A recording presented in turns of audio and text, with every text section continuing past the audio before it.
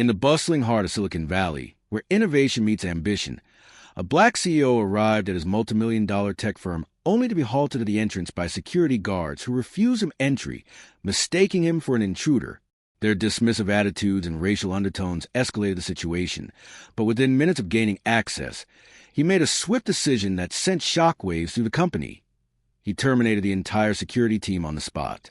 This incident not only exposed deep-seated biases, but also marked a pivotal moment in Marcus Johnson's leadership at Technova Solutions, where he vowed to uproot discrimination and foster an inclusive corporate culture.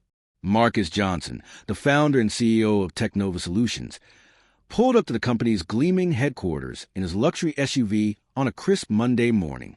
He had built the company from a garage startup into a tech powerhouse valued at over $500 million. As he approached the security gate, he expected the usual nod of recognition.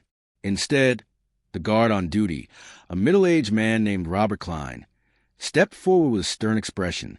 Johnson lowered his window and presented his ID badge.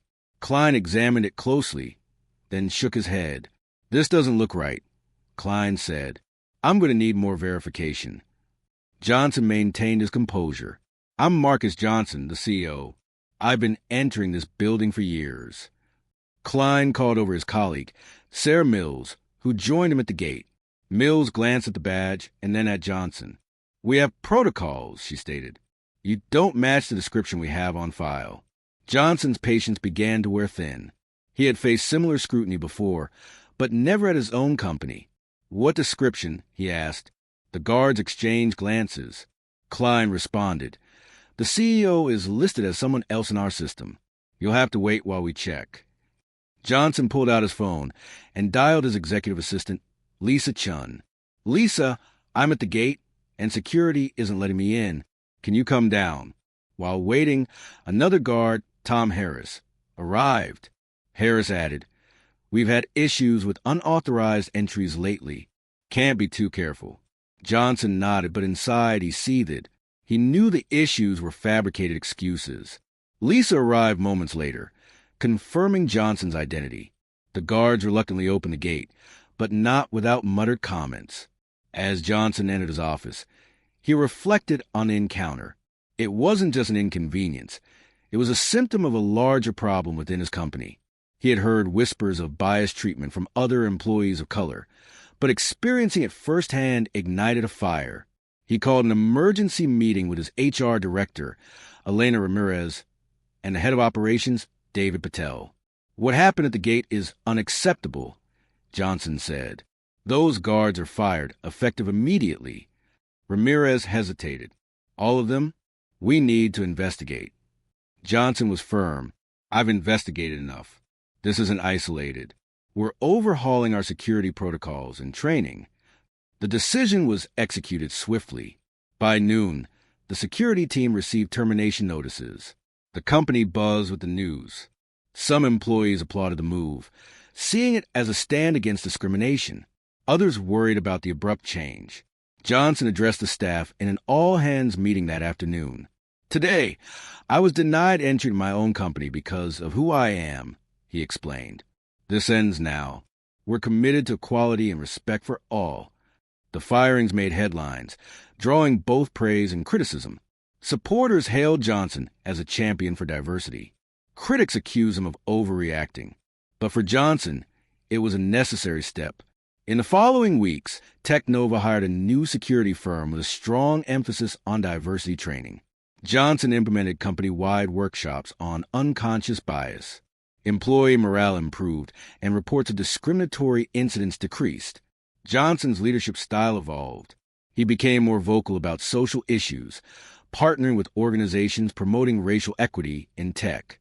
His story inspired other leaders to examine their own company's cultures. Years later, Technova thrived under Johnson's guidance, known not only for innovative products, but also for its inclusive environment. The Gate incident became a turning point, proving that decisive action can drive meaningful change. Marcus Johnson arrived at Technova's headquarters early that morning, ready to tackle a busy day of meetings and strategy sessions. As he approached the security gate, he noticed the guards were new hires from a recent contract change. He flashed his badge expecting quick passage. Klein, the lead guard, stopped him. "Hold on, sir. We need to verify your credentials." Johnson provided his ID, but Klein insisted on additional proof. Company policy, Klein said. Johnson called Lisa, who vouched for him. Once inside, he wasted no time. He contacted HR and operations to initiate the terminations. The security team was escorted off the premises by midday. Johnson then focused on finding replacements who aligned with the company's values. He communicated the changes transparently to staff, emphasizing the importance of a welcoming workplace. The incident prompted Johnson to review all vendor contracts, ensuring they included clauses on diversity and non-discrimination. Technova's reputation grew as a leader in corporate social responsibility. Johnson continued to advocate for change beyond his company, speaking at conferences about his experience.